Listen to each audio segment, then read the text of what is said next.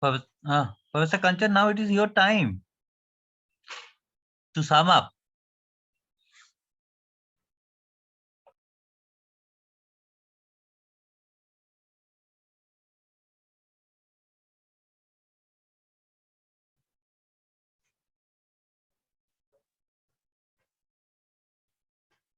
We are not getting your voice. We are not getting your voice.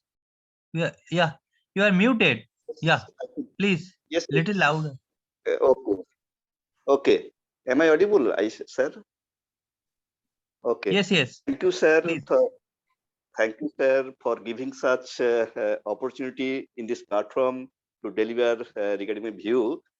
Thank you for this great opportunity in front of us in this prestigious platform on Global Forum for Sustainable Rural Development and Farmers' Pride Institution of Africa. I am very grateful to such deliberation regarding our speaker from different zones. First of all, I would like to thankful to our Dr. Manush Mohan Adhikari sir, our VC, ex-VC, Vidhan Chandra Krishi Vishwavidyalaya, for sharing such vast experience on strength of agricultural extension and its global importance. Now, also I am thankful to our delivering speech on behalf of Dr. Rajendra Upati sir from Nepal regarding agribusiness scenario in Asia. Thank you, Dr. Rajendra Upati sir, for sharing such vast experience on agribusiness scenario. Now, also I am very much thankful to our Dr. Mukti Sadhan Basu sir regarding sharing such vast experience on worldwide pulses research, mainly groundnut and value chain analysis. I'm thankful to Professor Afrad from Bangladesh, such a vast extension in Asia, mainly from Bangladesh. And I am also thankful to our Dr. Anupam Palsar for sharing such vast experience on unfold agriculture, which is basically unknown to us regarding being an agricultural scientist. I could not say that how historical data being collected from our universal level. So thank you, Dr. Anupam Palsar, for sharing such vast experience on unfold agricultural.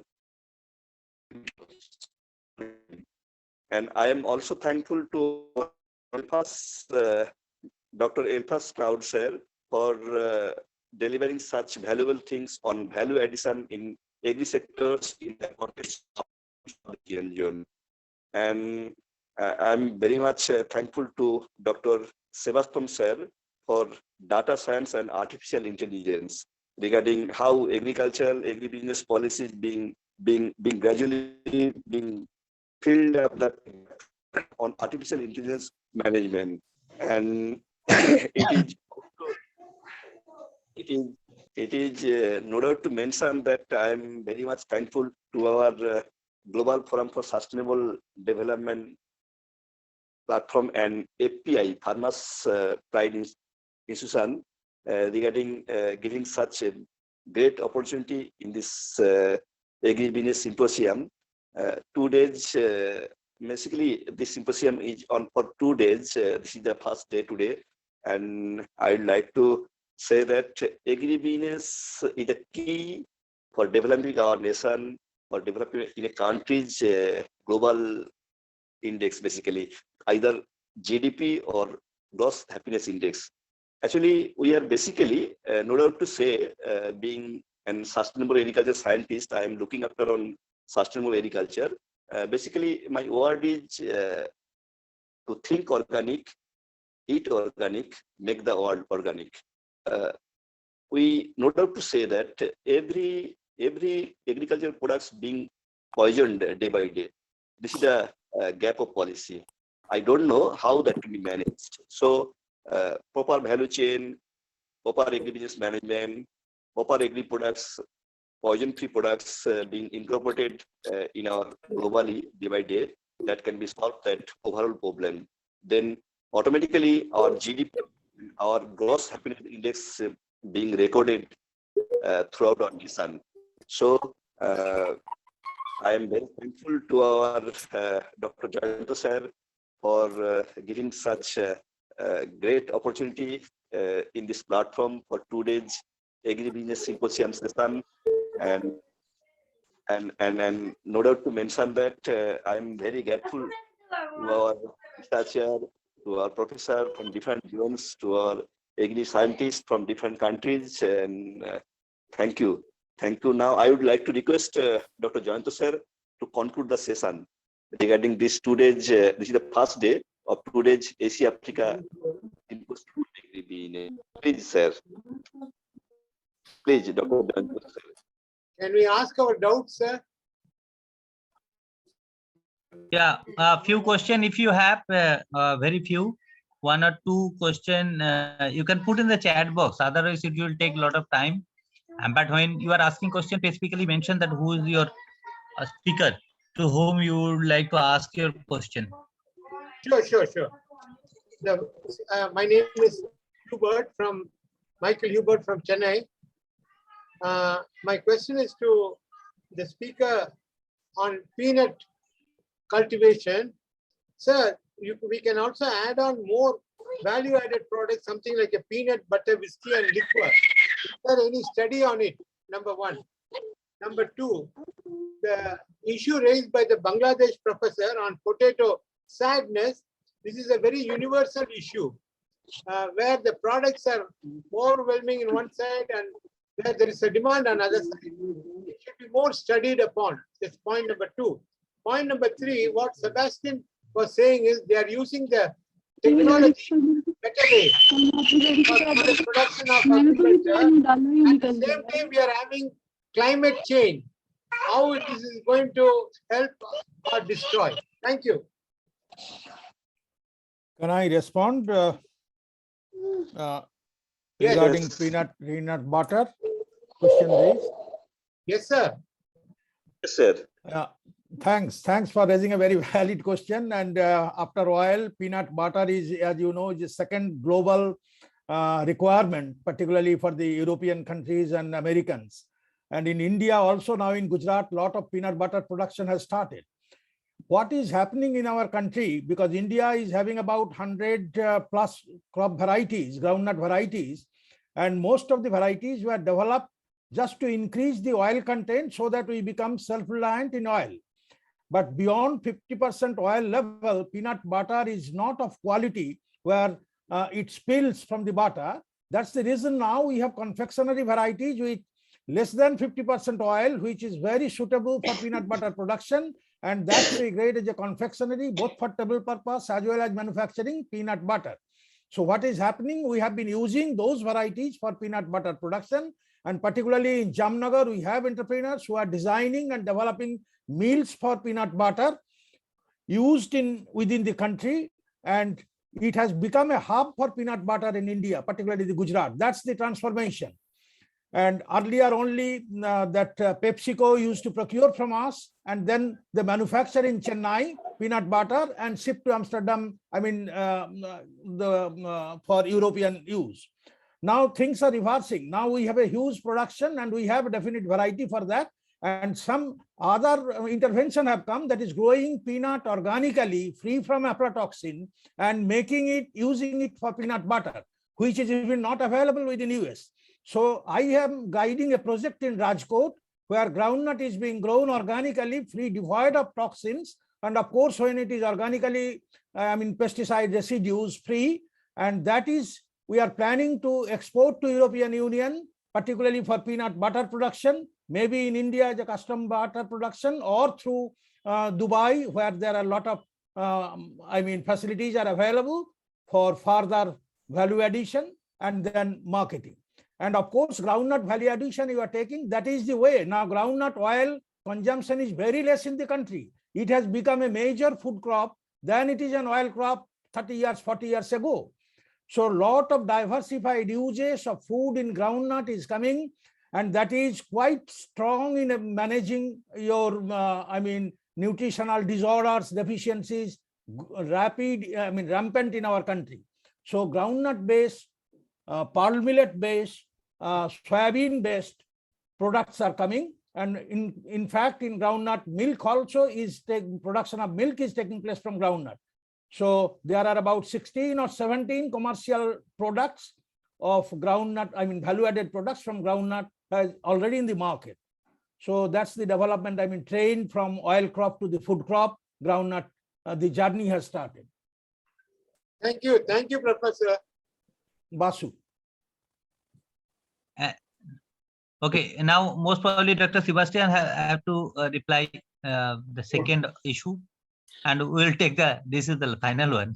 Thank you very much for the question. So one of the things that it's getting clear is that the climate is changing, and we have now lots of knowledge gathered through modeling in climate science on how the changes will affect different regions. So essentially, we can use those models to identify what is the future of a given site in terms of soil conditions on one hand, but also climate, temperature, precipitations, etc. And I think the advantage that we have, and I really enjoyed the presentation by Dr. Anup and Paul, because this is the diversity that we have in terms of plants.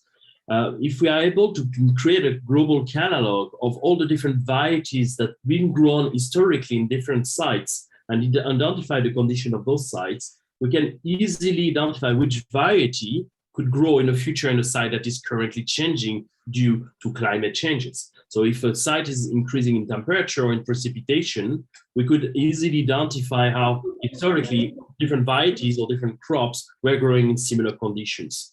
So this is essentially what our models are doing today. So by a combination of basically data exploration, measurements and getting more information of local development in terms of climate, so in terms of weather, evolution of soils, and combined with the work that is external work that's done by our colleagues in climate and weather forecasting, we can really combine this information with historical presence of crops and different varieties of crops globally, and be able to predict which crop will grow, which variety will have higher chances to grow. And I think that's the only path to go for sustainable development, and that the pattern of climate change will accelerate in the next 20 to 30 years, and we need to be prepared for that. So that's essentially what we're trying to work on. Merci beaucoup. Avec plaisir. Thank you. But I mean, a lot of questions may be there, but we thought that we will finish it by 6:45, and I mean, credit goes to the moderator because we are almost on time. Only 5 minutes. There was some technical hitch and other. So by the way, thank you everybody for today's presenters and participants. But there is few announcement that we got registration of more than 500 people, and here we are getting around 120. Few have left. Okay, but tomorrow we'll send in the chat box. We will send a feedback form, a very simple feedback form. Who will fill up, they will get the certificate. Otherwise, it's not possible that we will send a certificate to 500 people. So it's a one kind of attendance. So we are expecting tomorrow again you will join. And today we got a lot of insight, and people are asking for the PowerPoint presentation. Generally, if you are new, you don't know, but generally we used to send all the PPTs in the common file and to mail, who used to give us feedback, not to everybody who have registered. Second is that I will request all the presenters, please share your PPT in our email. I will share the email ID to all of you so that we can get, and it will be good for Professor Kanchan Bhowmik to come out with some gist. Our plan is not only the webinar, our plan is that after getting all this knowledge and information from our presenter, and even participant, if you would like to share your thought, your some experience, you can also share with us in our email ID that we'll give in the chat box also, or even I'm sure that you got from our email that I have sent for invitation and other. So the thing is that after symposium, we would like to come out a report on agro business. and particularly perspective to Asia and Africa. And I will request all the presenters, when you prepare the Professor Kanchan, you prepare the draft one, you can give your feedback on the, you can give your suggestion. That report you like to send to all the Asia and Africa countries, the agriculture departments of each countries, and also that other scientific department or organization like how IFAD and other to share our proceedings kinds of thing. So your presentation, or if you can give some thought, it will be helpful for us. So with this, once again, thanks to first definitely all the speakers. Thanks to the moderator. Again, tomorrow, the same time, same link you can join, and it will be good for you to listen from a more speaker, and then you can get a good idea. Even you can also share your good idea, whether if you have a thought on that. Even Professor Bhowmik, in the meantime, you can see that a lot of questions are coming in the chat box. If you can take few those, write down those questions, then tomorrow it will be easier for you to start the program. And in the meantime, we are thankful to Mr. Kevin from USA. Tomorrow also he is one of the presenter, and but he is controlling that. Is very difficult to control and monitor the in all the so many participants. But credit goes to Kevin for the smooth running of this program, and also thanks to FPI and GPLT and UNSCC Rajat Sharma. He just joined, but today Nikki could not make that. Most probably again we'll try to take her in the valedictory things. So we always welcome the collaboration and cooperation in the future also we are doing, but for the time being, let us finish today. And thank you once again, all the speakers, all the presenters, and even the participants. And I will request all of you again, if you have something in your mind related to Agribusiness Asia Africa contest, if you have good success story, case studies, that also link you can share with us, and that will enhance the knowledge. So overall, the after this webinar of today's symposium, it will be helpful for Professor Kanchan to prepare a draft report. And definitely, I am sure that we are going to share those reports to